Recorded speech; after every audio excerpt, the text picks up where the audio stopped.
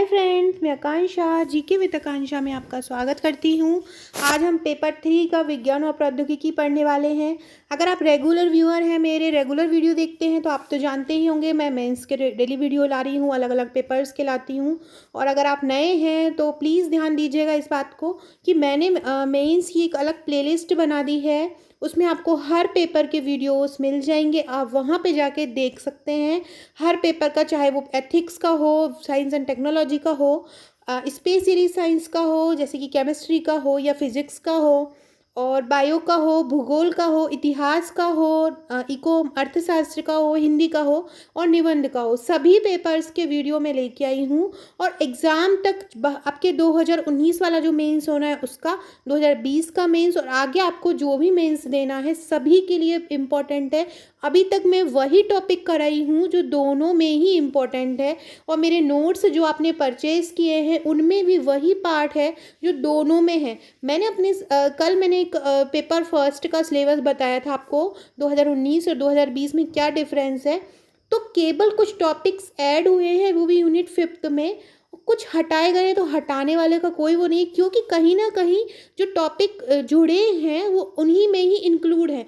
जैसे कि इतिहास में मध्य प्रदेश की विरासत जुड़ा है, तो हमको मध्य प्रदेश का इतिहास बहुत अच्छे से कर लेना है। इसके लिए आप बिल्कुल चिंता मत कीजिएगा।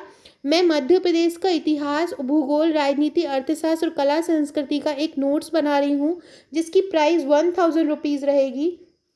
इसकी आपको हार्ड कॉपी भी प्रोवाइड हो जाएगी, और इसमें करीब आपके 500 से 600 पेज रहेंगे, विद डायग्राम रहेगा। पूरा मध्य प्रदेश का कोई भी ऐसा क्वेश्चन यहाँ से छूटेगा नहीं, पूरा मध्य प्रदेश यहाँ पे सम्मिलित रहेगा। मध्य प्रदेश से जितने भी क्वेश्चन बन सकते हैं उसमें वो मेंशन रहेगा।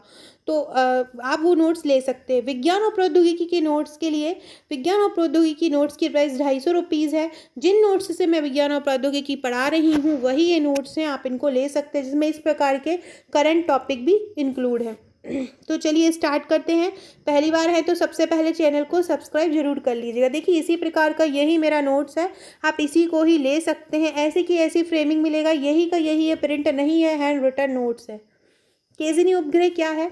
तो केसिनी ह्यूगेनस अंतरिक्ष अनुसंधान मिशन के अंतर्गत आता है। सबसे पहले हमने ये लिखा कि किस मिशन के अंतर्गत आता है, तो ह्यूगेनस अंतरिक्ष अनुसंधान मिशन के अंतर्गत आता है। किस लिए है ये केसिनी? शनि ग्रह और उसके तंत्र के आसपास की वलय और प्राकृतिक उपग्रह के अध्ययन के लिए ये अंतरिक्ष में भेजा गया। क्यों भेजा गया था? ये शनि ग्रह और उसके तंत्र व आसपास के वलय और प्राकृतिक उपग्रह के अध्ययन के लिए अंतरिक्ष में भेजा गया। इसे नासा, यूरोपीय अंतरिक्ष एजेंसी व इतालवी अंतरिक्ष एजेंसी ने मिलकर तैयार किया। किस किस ने? नासा ने, मतलब अमेरिका की जो अंतरिक्ष एजेंसी है नासा, यूरोपीय अंतरिक्ष एजेंसी और इतालवी मतलब इटली की अंतरिक्ष एजेंसी ने मिलकर इसको तैयार किया। इसमें कितना टाइम लगा? इसकी कुल अवधि 19 वर्ष 335 दिन थी। 15 अक्टूबर 1997 को यह प्रक्षेपित किया गया। यह 15 सितंबर 2017 को समाप्त हो गया। यह एक मानव रहित यान है। इसकी उड़ान को अनौपचारिक रूप से द गुड बाय किस का नाम दिया गया है? कैसिनी की जो उड़ान थी, जो अनौपचारिक उड़ान है, उसको क्या नाम दिया है? तो कैसिनी की जो अनौपचारिक उड़ान है उसको द बॉय किस नाम दिया गया। 6 नंबर में आपका ये क्वेश्चन आएगा, इस प्रकार से आपको लिख देना है। कैसिनी ह्यूगेनस अंतरिक्ष अनुसंधान मिशन के अंतर्गत आता है।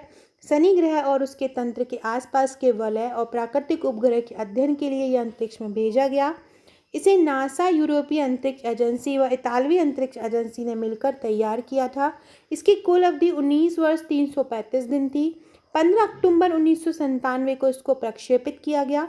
15 सितंबर 2017 को यह समाप्त हो गया। यह एक मानव रहित यान है। इसकी उड़ान को अनौपचारिक रूप से द गुड बाय किस का नाम दिया गया। नेक्स्ट क्वेश्चन है आपका, आदित्य एल मिशन क्या है? अब आदित्य से समझ में आ रहा होगा कि ये सूरज से संबंधित है। तो आदित्य एल मिशन क्या है? 2019-20 में PSLV एक्सेल से इसको प्रक्षेपित किया गया। आदित्य फर्स्ट मिशन की संकल्पना दृश्य उत्सर्जन रेखा, XL का मतलब क्या हो जाएगा? 15 और ये 9 मतलब 49। तो PSLV एक्सेल से ये प्रक्षेपित किया गया। आदित्य मिशन की संकल्पना दृश्य उत्सर्जन रेखा प्रभामंडल लेखी नामक पेलोड को ले जाने के लिए 400 किलोग्राम श्रेणी के उपग्रह के रूप में की गई है। सबसे पहले इसको किससे प्रक्षेपित किया जाना? 2019 आदित्य PSLV XL से प्रक्षेपित किया जाना। इसकी संकल्पना में क्या है कि दृश्य उत्सर्जन रेखा प्रभामंडल लेखी नामक पेलोड को ले जाने के लिए 400 किलोग्राम श्रेणी के उपग्रह के रूप में की गई तथा उसे 800 किलोमीटर निम्न भूकक्षा में प्रमोचित करने की योजना थी।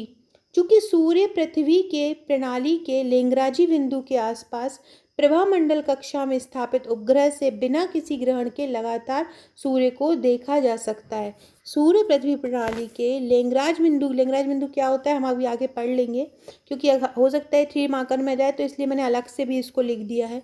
सूर्य पृथ्वी प्रणाली के लेंगराजी बिंदु के आसपास प्रभामंडल कक्षा में स्थापित उपग्रह से बिना किसी ग्रहण के लगातार सूर्य को देखा जा सकता है। अतः आदित्य फर्स्ट मिशन को ही संशोधित कर आदित्य L1 नाम दिया गया। इसे इसरो द्वारा तैयार किया गया। उसका उद्देश्य था सूर्य के कोरोना व प्रभामंडल का अध्ययन। आप इसको इस तरह भी लिख सकते हो। सबसे पहले नंबर 1 2019-20 में PSLV XL से प्रक्षेपित किया जाना है। संकल्पना आदित्य फर्स्ट की। आदित्य मिशन की संकल्पना क्या थी? 400 किलोग्राम श्रेणी के उपग्रह के रूप में तय की गई थी, लेकिन इसको 800 किलोमीटर निम्न भूकक्षा में प्रमोचित करने की एक योजना थी। पृथ्वी प्रणाली के लेंगराजी बिंदु के आसपास जो प्रभामंडल होता है, वहाँ से बिना किसी उपग्रह से बिना किसी ग्रहण के लगातार सूर्य को देख सकते हैं। अतः आदित्य L मिशन को ही संशोधित कर आदित्य L1 नाम दिया। जो भी उसमें कमियां थी आदित्य फर्स्ट में, उसी को संशोधित किया गया और उसको आदित्य L नाम दिया गया। इसे इसरो द्वारा तैयार किया गया। उद्देश्य था सूर्य के कोरोना व प्रभामंडल का अध्ययन, मतलब सूर्य के कोरोना व प्रभामंडल का मेन उद्देश्य इसका याद रखा। अब क्या है लेंगराज बिंदु? तो यह वह बिंदु है जहाँ सूर्य, चंद्रमा पर पृथ्वी के गुरुत्वाकर्षण का प्रभाव कहाँ होता है? समान होता है। लेंगराज बिंदु क्या होता है? ऐसा बिंदु जहाँ सूर्य, चंद्रमा और पृथ्वी के गुरुत्वाकर्षण का प्रभाव समान होता है। यही लेंगराज बिंदु की यहाँ बात की गई है कि सूर्य पृथ्वी प्रणाली के लेंगराजी बिंदु मतलब जहाँ पे सब तीनों का गुरुत्वाकर्षण समान होता है कि आसपास स्थापित उपग्रह से हम बिना किसी ग्रहण के सूर्य को देख सकते हैं। इसका ये उद्देश्य था जो हमने पूर्ण किया, क्योंकि हमको यहाँ के कोरोना और प्रभामंडल का अध्ययन करना था। नेक्स्ट क्वेश्चन है ब्लैकआउट क्या है? तो ताप विद्युत ग्रह, जल विद्युत ग्रह व नाभिकीय विद्युत ग्रह के साथ साथ अन्य स्रोतों से प्राप्त विद्युत ऊर्जा को पावर ग्रिड में भेज दिया जाता है। क्या होता है? ताप विद्युत ग्रह, जल विद्युत ग्रह, नाभिकीय विद्युत ग्रह के साथ साथ अन्य स्रोतों से प्राप्त विद्युत ऊर्जा को पावर ग्रिड में भेज दिया जाता है, जहां इन्हें साथ में सिंक्रोनस किया जाता है, जिससे नगर व गांव के समस्त क्षेत्रों में विद्युत की आपूर्ति हो जाती है। क्या होता है? जिनको साथ में जोड़ दिया जाता है, जिससे नगर व गांव के समस्त क्षेत्रों में विद्युत की आपूर्ति की जाती है। जब इस ग्रिड का तालमेल किन्हीं कारणों जैसे कि मांग आपूर्ति में गड़बड़ी, प्राकृतिक या मानव भूल आदि से, देखो हमने जोड़ दी विद्युत की आपूर्ति सब एक साथ सब में आए, लेकिन अगर कुछ गड़बड़ हो जाती है, जैसे मानव से हो जाए या कुछ तकनीकी गड़बड़ हो जाती है, तो विद्युत की आपूर्ति रुक जाती है, जिसके कारण विद्युत ट्रेन, स्वचालित मशीन, औद्योगिक संयंत्र अचानक रुक जाते हैं। यह अवस्था ब्लैकआउट कहलाती है। 30 से 31 जुलाई 2012 को भारत के उत्तरी 20 राज्यों में ब्लैकआउट हुआ था। क्या होता है ब्लैकआउट?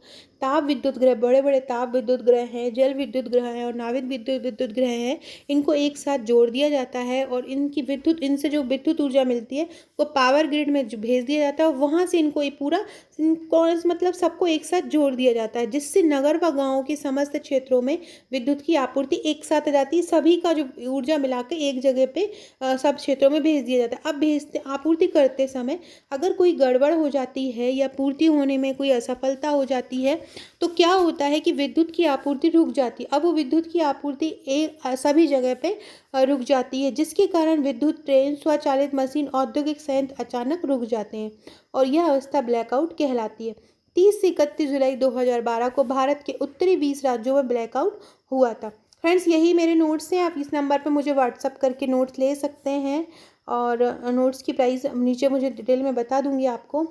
जैविक खेती को समझाओ। जैविक खेती क्या है? तो जैविक खेती आपको पता ही है, बिल्कुल पूरी तरह से ऑर्गेनिक खेती करना कृषि की एक विधि है जिसमें रासायनिक उर्वरकों और कीटनाशकों का बिना प्रयोग से फसलों का उत्पादन किया जाता है। इसका उद्देश्य मिट्टी की उर्वरा शक्ति को बनाए रखना है।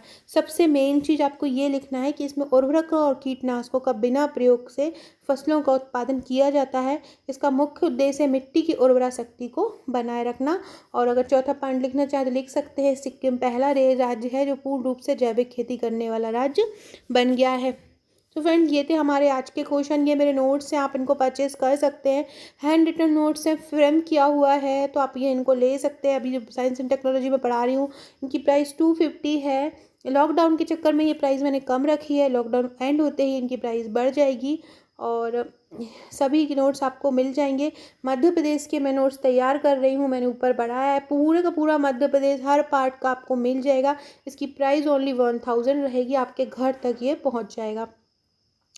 पूरे नोट्स एक साथ लेने में आपको सभी नोट्स की अलग अलग पीडीएफ, केस स्टडी की आपको 250 से ज़्यादा केस स्टडी मिलेगी, प्रशासनिक शब्दावली पीडीएफ मिलेगी, निबंध मिलेंगे और 8 पेड ग्रुप मिलेंगे। इस नंबर पे आप मुझे व्हाट्सअप करके पूरी डिटेल जान सकते हैं, जो आपको न्यू सिलेबस और पुराने सिलेबस दोनों के अकॉर्डिंग नोट्स मिल जाएंगे।